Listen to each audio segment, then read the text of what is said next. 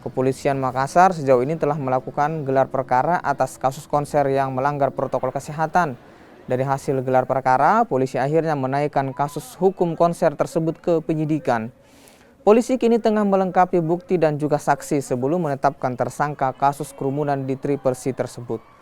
Sebelumnya, kasus kerumunan konser terjadi pada Sabtu 5 Februari 2022 lalu. Konser terpaksa dibubarkan karena memicu kerumunan.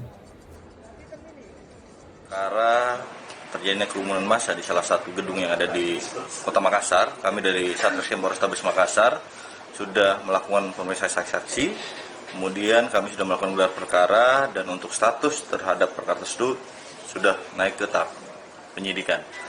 Jadi untuk lanjutannya kami akan melakukan pemeriksaan saksi-saksi lainnya serta ada instansi yang akan kami juga ambil keterangannya. Kemudian setelah melengkapi semua alat bukti dan keterangan saksi-saksi, kami mungkin akan melakukan gelar perkara selanjutnya untuk menetapkan nanti tersangka terhadap perkara ini.